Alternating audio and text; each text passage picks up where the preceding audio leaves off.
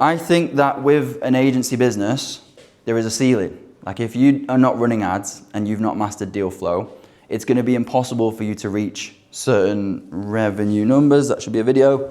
There we go. Who's making more than 50K a month here at the moment? Okay. Are you both making money from ads mainly? Yeah, referrals and ads. Referrals and ads.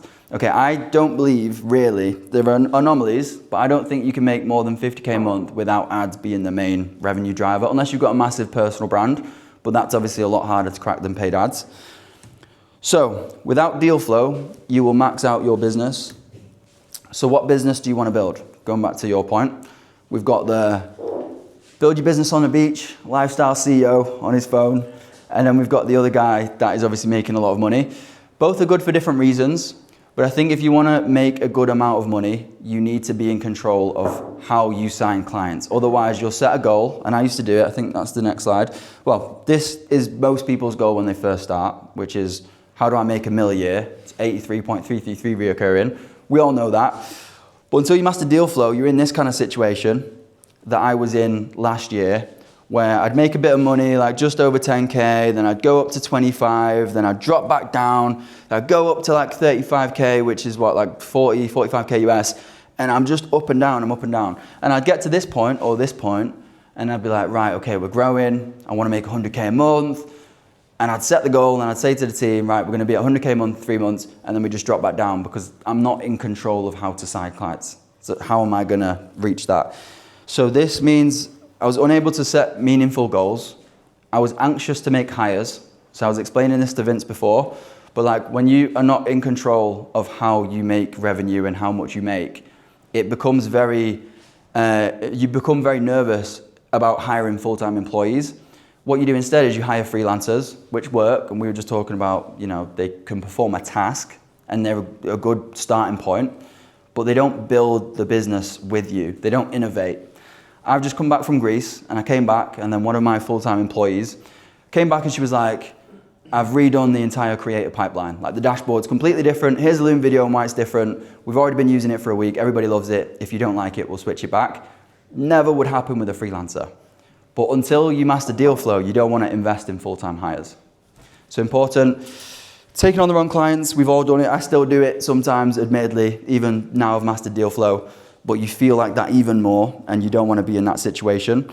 And you don't want to compromise service to save costs.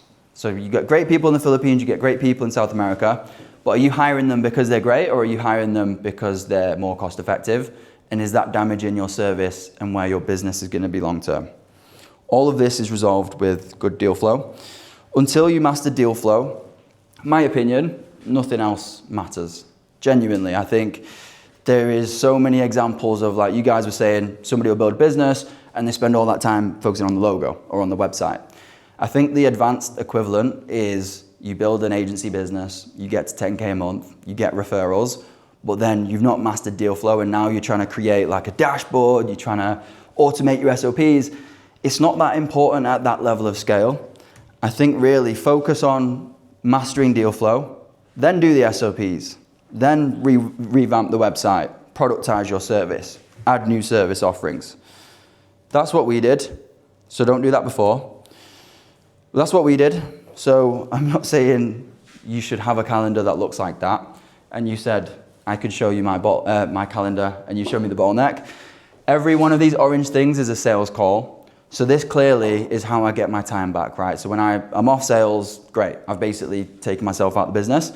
But this is a good feeling. Like I actually feel less anxious waking up to this than wondering where my next deal is going to come from. So I think that's what, like 7, 1, 2, 3, 4, 5, 6, 7. Yeah, 7 sales calls. It's not just on that day. Everything in orange is a sales call. Now I get to set a goal and I get to say it to the team and I get to invest in people and in hiring, and it becomes more fun. But that is only because we have now mastered deal flow. Then we did this, which was ourtalentportal.com. So if we ever need creators, this is our own thing. It's our unique advantage. We did this after deal flow. We did this after deal flow, which is the creative dashboard. Create a pipeline, which has now been changed by one of my employees. But you can see, like, all of this is easier to fix at scale don't try and fix it before this is even the bottleneck in the first place. Fix deal flow first. So how the fuck do we master deal flow? Short answer is ads, in my opinion anyway. And I've tried everything. So I've tried the guarantee. Like I said to you last time, I've tried the guarantee. I've tried the jump out of the Range Rover in the suit. I actually have jumped out of a sauna in a suit with Shopify pings. And I'm like, nah, this is gonna kill it. And then I run it and we get no leads. I've done the whiteboard videos. I've done UGC videos on the house. I've done the Shopify screenshots. And they all failed. Literally nothing. Like I'd spend 1.5K on this and I'd get nothing back, sign no clients, just down the drain. Same with this. I'm in the Range Rover again, I'm driving, I'm talking, I'm sharing my story. Erwin, I'm not gonna lie, I ripped the fuck out of your ads here. Didn't work. Tried it, didn't work for me. Done a podcast with Aaron Branch. Again, like I'm thinking when I'm putting it out, I'm like, this is gonna kill it. We're gonna master deal flow. None of it has worked for me. Like I say, it's only my perspective. Failed. What did work was something really simple. It's an image, it's not a video, it's not anything complicated. I'm pretty sure everybody in this room could make this. This finally worked for me. I'll break down why I think it did. Like I say, I've tried everything, and for me, this is what has worked the most. So I think this has worked, number one, because there is a desired outcome. So if we're thinking about how do we get the right type of person to stop their scroll and click to leave their details, first of all, we need to show them something that they would be interested in. So if you're making 20K per month and you want to get to 200K a month and you see an image of somebody that has done exactly that, it is going to get your attention. So that's desired outcome. I'm a big fan of opening a curiosity loop as well. So if I was to say, like, guys, nothing in this presentation matters until you've done X, I'll tell you tomorrow. Just forget about it. Like, you're all going to be asking me, like, what the fuck was you going to say? What is that one thing? And that's because I've opened the curiosity loop. And that's what we're doing here. Whilst having their acquisition costs, click to find out how. You e-com guys, if that was for a fashion brand and you saw you're making 300K a month, how to get to 3 million, click to find out how, you're probably going to click to find out how because the curiosity loop is opened. We also have, I don't think this is a major point, but it's a bit different, it's unique. We talk about psychology specifically. And I think the most important thing about this versus these ads is it's just a low friction CTA. Like if I think about clicking on this ad, I almost know for sure I'm going to be sold to. Whereas if I see this ad, yeah, I could click learn more. There's no friction. I'll put my details in. It's not a big deal. And I think that's one of the reasons that creative has done well for me. But I think creative is really, it's testing. Like what creatives do you run? What's worked for you? Surprisingly, a lot of the image ads are working a bit better. Okay. So like image ads saying like, increase your blind and shutter sales now or something like that, and it's just like a basic image with me and the client, a picture of an install. Just okay. Like, I've tried the video ads as well, but I find that images tend to work a little bit better. Sounds pretty similar to that in concept. Yeah. What about you, Sam? What's working for you? We mainly test videos. Okay.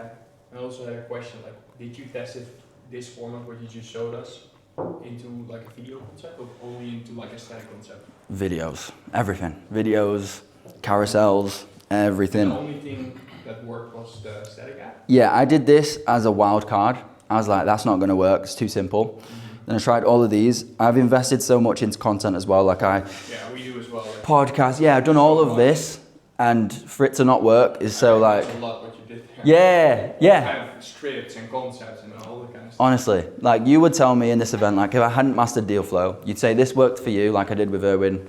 I'd go and rip it. It wouldn't work for me. That would mean I'd pause the ads for a little bit. Ads don't work. Back to cold emails. Really, and I've got a little bit on this later on, but you shouldn't really think about it like that. Like at the end of the day, running an ad is just putting your business in front of another person. It's not that it does work or it doesn't work. If it's not working, you've just not figured it out yet. The concept we do know works. Go to the one that works for you. Yeah.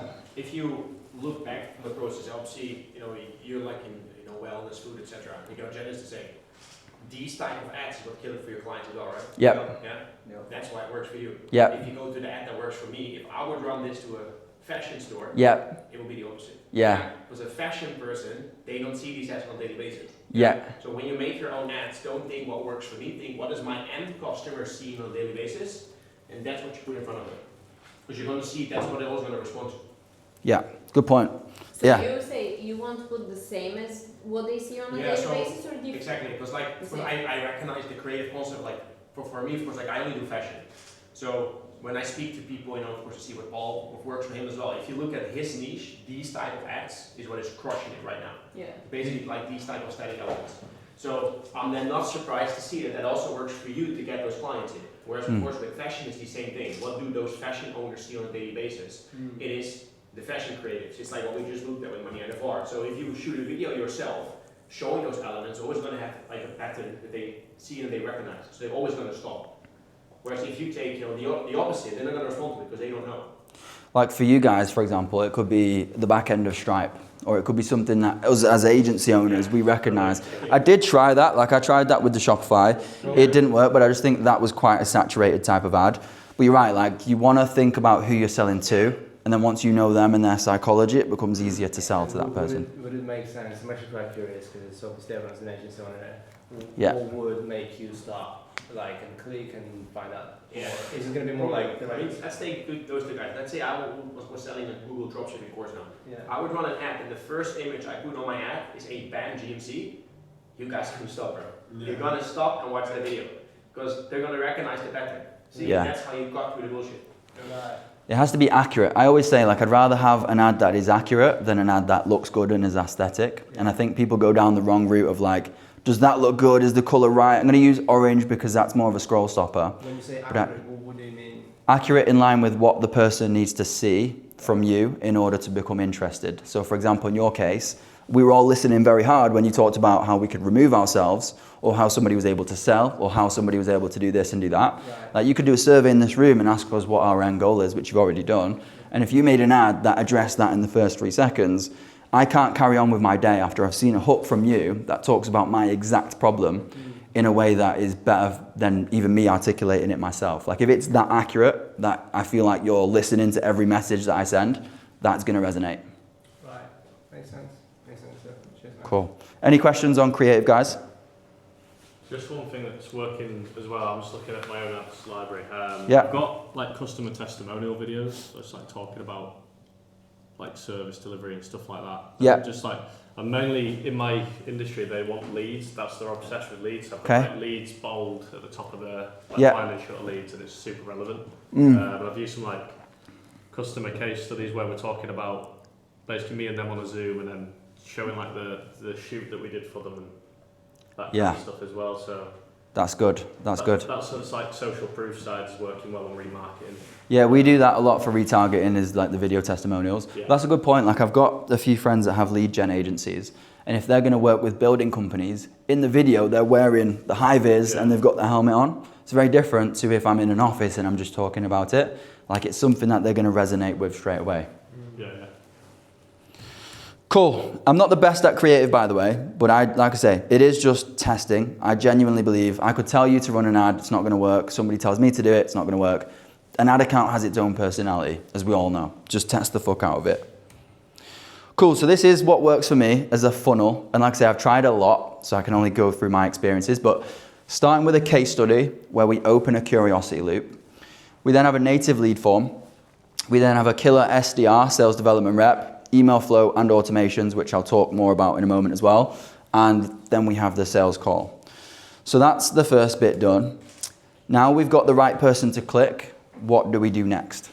For us, it's the lead form. I know that you're doing a landing page, Yes. straight to a Calendly book call, or is it a VSL? VSL and just a Cool. page as well. Fair. I've tried it, just hasn't really worked. Acquisition cost hasn't been the best. For us, we always get the best CPA with native lead form. Now, I know why people do a landing page. It's because it qualifies people and it's higher intent and you get less shit. I'd rather just get the shit and not call them if they're not qualified. So we do a native lead form. These are the questions that we ask. And there is a balance. You have to ask questions, by the way. Don't go on the other side of the spectrum and just say, I'm going to make it as easy as possible. I'm going to do a lead form. I'm going to ask just literally for name, last name, and email. Because I've tried that. When I was getting no leads with the landing page, I tried this. Started getting a shit ton of leads. Was really excited. Got on the phone. I'm like, hey, Dorothy. She's like, hello? And then somebody snatches the phone and she's like, who the hell are you? Why are you calling my grandmother with dementia? Like, how dare you? And I'm like, no, that is not what I'm trying to do. I'm trying to just win business. So yeah, moral of the story, don't do it so simple that somebody can autofill, because you will get shit. Make sure you ask some questions, but ask questions that are actually going to be useful. So like I say, there's a balance. Ask some qualifying questions. Don't ask wanky sales questions, right? This is not a sales call. This is not a sales part of the process. We are just qualifying the right type of person. So don't at this stage be like, what are the 3 things that you've tried that haven't really worked, or why are you motivated to book this call? It's not the right time for that. Don't duplicate questions. There's nothing more annoying than answering and then answering again. And get enough info to qualify. So for us, if I know they're making more than 10K a month, and I've also got their business website, qualified. If I don't have any of those 2 things, we don't call them. And keep it simple with drop downs, right? This literally takes 10 seconds to fill out. Very, very simple. Cool. Now remember, at this stage, all we are trying to do is get the right type of person to click on our ad and leave their details. Just those 3 things. We don't want to overcomplicate it. We're not selling at this stage. This is where we do some of the selling. Oh no, actually this is a logistics call, but I'll go through it. So this is killer SDR, email automations, and email flow. So now we've got their details. What we then do is we do 3 things. So number 1 is an email flow. We then have the James Casales, who is the goat who calls our leads, which I'll go through. And we've got automations as well. So the email flow is the most simple, which I'll go through to begin with. Email flow. The first email they'll get is actually a case study breakdown. So I think it was you guys that said, like, make sure your creative is matched up to actually what they then see afterwards. It's the same thing. I haven't made, like, we've got 10 different ads, 10 different case studies. We don't make 10 of these. I've just done it once with my best case study. And then in the email that I send them, I say, by the way, this is the same structure that scaled this brand from here to here, here to here to here to here. So it still makes sense. And this has everything, right? This is authority. We've got examples of the images. We've got video ads. We've got the Shopify screenshots. They get a lot from this. I know most people don't go through and read it, but them opening that up and seeing it in itself is impressive, and it adds weight to your claim. They actually believe you did it because they can see that you have. So that's the first email. They get that straight away. They then get another email, which is my story, and that is like your unfair advantage, which is different for everybody, but make sure you have an email very soon after the first one that explains why you guys are a bit different. So for me, it's like, I started my own e-com brand, I got it to 45K a month, I was 19, blah, blah, blah. That's my story. I know that other e-com agency owners don't have that. So it's in the second email. And then after that, we just do 17 case study emails, which sounds like a lot, and it is, but it's just every 2 or 3 days, you get another email, you get another email. Have as many as you have on there. If you've got 100 case studies, literally have a flow with 100 emails. Because why not, right? They might not be ready to book now, but eventually they will be. And in terms of the structure, I don't just give them a case study. You don't want to make it sound like you're doing it to show yourself off or selling yourself. I'll always try and make it useful, like tangible. So there'll be a bite-sized learning. So how we took this company from 20K a month to 200K a month using Reddit forums. And then I'll use that as like one little nugget they can take away. And then you train them to want to open your emails. Cool. So the lead receives a new email every 2 or 3 days, like I said. Each email builds more trust and authority. So when they first leave their details, maybe they're not ready yet at that stage to book a call with you, but they will be. We're also dangling the carrot. So if they're with an agency, like let's say they're with Regen, we're in the same industry, right? So they're with you at the moment and you're making them 50K a month. And then every case study I send them is at 100K a month. They're going to start to doubt the service that you offer. And that's, for us as an agency, it's a good thing. And you want to always be top of mind. You want to make it unreasonable for them to not book a call. Unreasonability. Don't know why that typo is in there. Did that at 1 a.m. this morning, so forgive me. Unqualified can become qualified over time as well. That's what is good about the email flow. Like we have people booking after like 2 months or 3 months. Just make sure that you're always top of mind. It's not the main thing. Approximately 10% of people will book directly through the email flows. Most of it is through us actually calling the leads. Any questions on that, guys? Cool. So number 2 is James, right? So James is a fucking wizard for me. Like, saves me so much time, saves me so much money, makes me so much money. Very, very grateful. The good thing about James is he is young, he's hungry, he's ambitious. His accent ticks the boxes. So I don't know if it's the same in Holland or whatever, but in the UK, if we hear an American accent, we put the phone down because it feels like we're being sold to, like we do not trust it. Whereas Americans don't mind somebody with a British accent selling to them. The good thing about James is he's in South Africa. So people in England don't mind it. People in America think he's English anyway, so who cares? So it works for both places.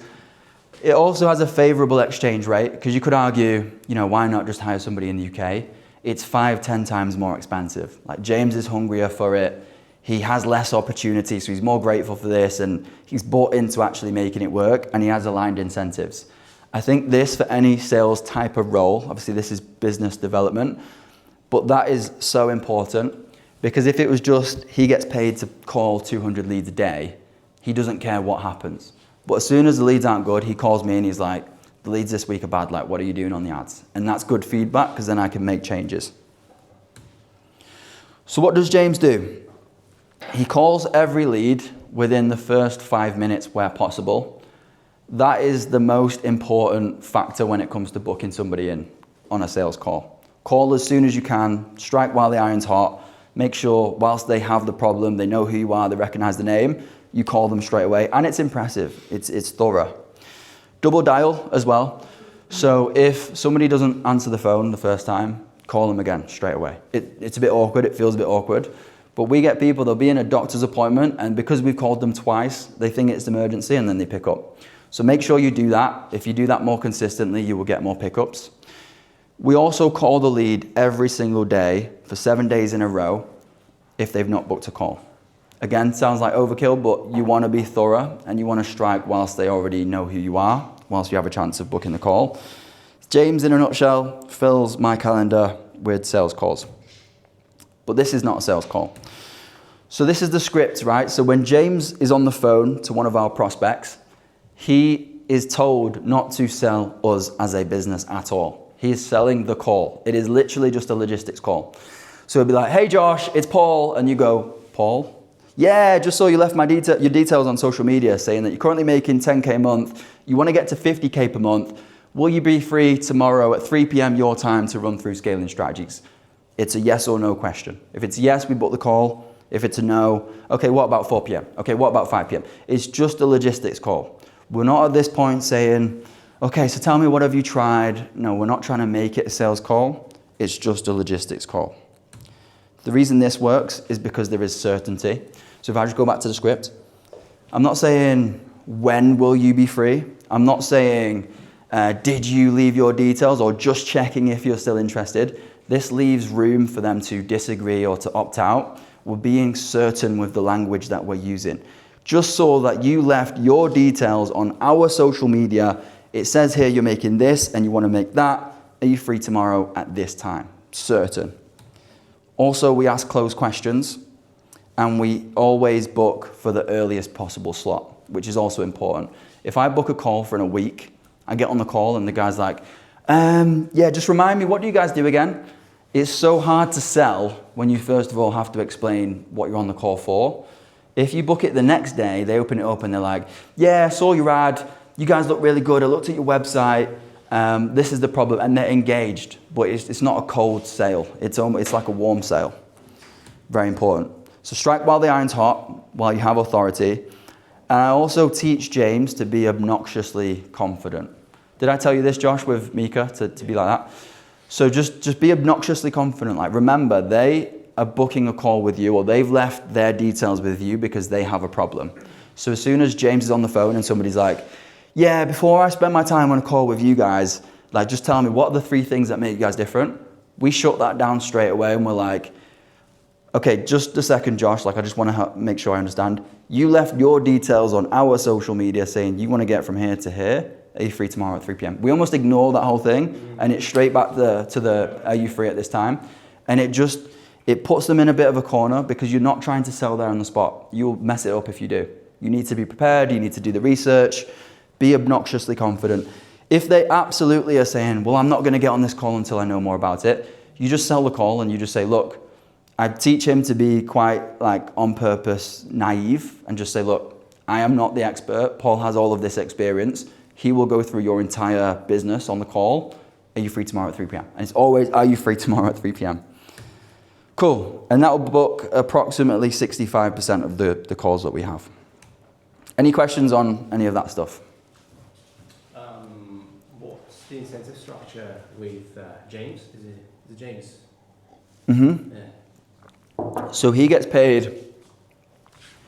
He gets paid a fixed rate, which is favourable because of the exchange rate. So it's good for me, but it's also good for him. So it's good money for him. And then we've worked out what his hourly is, and for each, and he gets quite a low base, but then for each call that he books, he earns his hourly just by booking the call. So instead of him working another 10 hours and having like another full day's work or 8 hours to get a day rate, instead he could book 10 calls and he's earned what he would do working a full day. But he could do that in an hour. And what would be a good base for somebody like James if we were to hire somebody from South Africa? Yeah. Is it looking anywhere between 1K, I guess, or is it? What are you paying Mika, for example? 200. There you go, as a base. $200. $200. Yeah. As a base. Yeah, as a base. And then what would be the OT, the full commission and everything else? $10 a book call. So it's absolute peanuts. But- Both, so James and Mika, are they doing the same course? I Both don't in uni, know. basically. Yeah. Are they also from South Africa? Yeah, so they're both in uni. So they're just happy to have this as like a side because they can do it in between classes, in between lectures while they're studying. And like Paul said, like rather than having to wait for 8 hours, they could smash it out booking 10 calls in like 40, 50 minutes.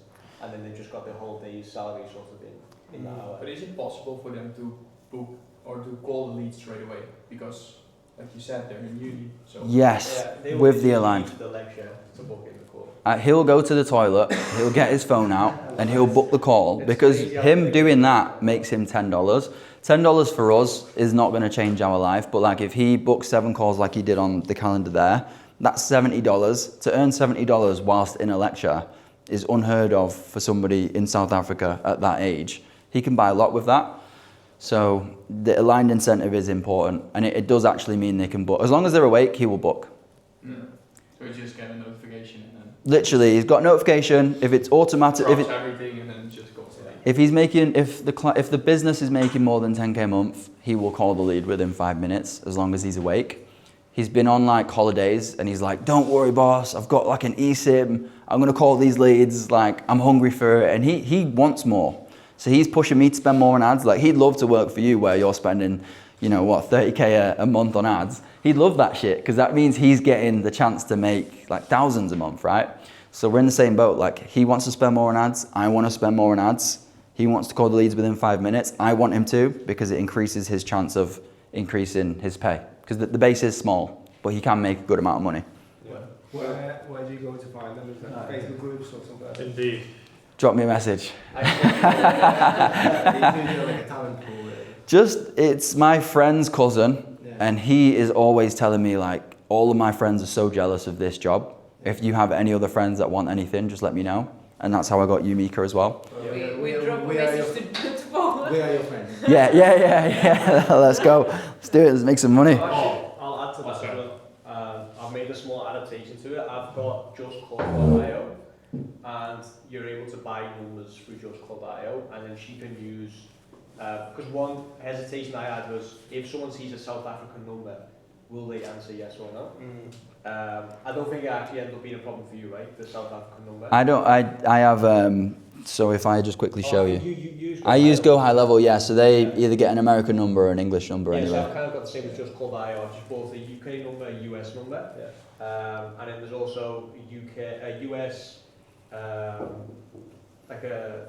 there's 2 different types of numbers in the US. I'll have to check in a minute. But basically there's 3 numbers available. So based on where they booked the call from, she'll just pick one of the 3 numbers and then just use justcall.io to call that person up. But the good thing as well, she knows it, by the way, we've not like hidden this from her, but everything gets recorded, so I can listen back to her calls and just make sure that she's actually saying the right things. And they also use go high level, say, for the infrastructure. No, so we've got Just Call for the calling aspect, and then we use Notion for everything. I've kind of just rebuilt Go High Level in Notion. Just because I'm autistic and I use Notion, I didn't want to go over to something else again. Makes sense. Yeah, cool. I was going to say, Paul, with, I was about to hire an appointment setter in, was it South Africa? Yeah. I just went on Indeed South Africa and basically got them to fill it out, and then got them to drop me a voice note, and I put a script. Yeah. So basically I just got like 100 voice notes for in a day or two, and then I found a really good candidate. I didn't end up hiring him in the end, but I was going to pay like 800 a month. I didn't even know what to pay her. So The thing with these, they're not looking for the opportunity. Like James does actually want to drop out of uni to work for me full time, and that's good. Obviously, it's working for him and it's great. But I think why it's so good is because he is young and hungry as well. Like the money means more to him. So you could get somebody that's already an experienced SDR, but for us, because it's such a simple call, I actually don't need this person to be that trained up. He doesn't need to be able to objection handle that well. He just needs to be able to check my calendar, understand the system, have the right mindset, have the right energy, and book the call. And that's it, really. And that can be trained out. So, yeah. Cool. And then the third thing that happens once we know a lead is qualified is we get a load of automations. Hey, it's Paul. I'm just trying to give you a ring, but unfortunately I haven't been able to get through. You've just left your contact details on one of our social media posts for us to get in contact to discuss how we can scale your business. Let me know when works best and we'll go from there. Thank you. So I had to turn that down because that was quite late last night. I didn't want to wake people up, which is why it's not that loud. But when we can't call somebody within 5 minutes, because it does happen, right? It might be Sunday, it might be 3 a.m, somebody's scrolling on a doom scroll, they leave their details. James obviously isn't going to be awake to call that person. But we still make it look like we've called them. And this works incredibly well. So what happens is we give James 5 minutes to call. So let's say this person left their details at 3 p.m. It's now 3:20, it's now 3:25, and James hasn't managed to move it in time. And so they get a voicemail and it says, hey, we just tried to call you. Unfortunately, we couldn't get through. Trying to call you about this, like let me know when's best. We try and make it sound a bit more personalized.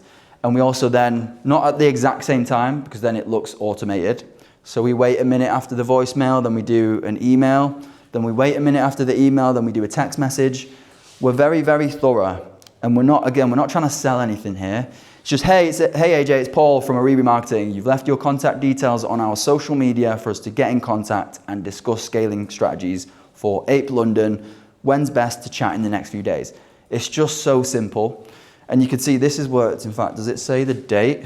No, I can't see if it was a Sunday or whatever, but you can see here, I've left the voicemail. That person has then replied back, and we haven't even called them, but they've replied to say, hi, who is this? We've then straight away, without even seeing this, we've sent an automated email.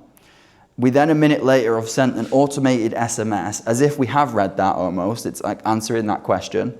And then this person's just replied back a minute later and said, I've booked him for Tuesday if that's okay. So we just booked a call. James hasn't had to do anything. That's been on a Sunday or whatever time, doesn't matter. This is a very good fallback. If James can't call them, this happens, and this books a lot of calls as well. Now we do this a lot. So this is us in Go High Level. So this is where James calls them. If he doesn't call them within 5 minutes, they get an automation. If he does call them, it moves to this one. Every time he moves a lead from left to right, they get another set of automations.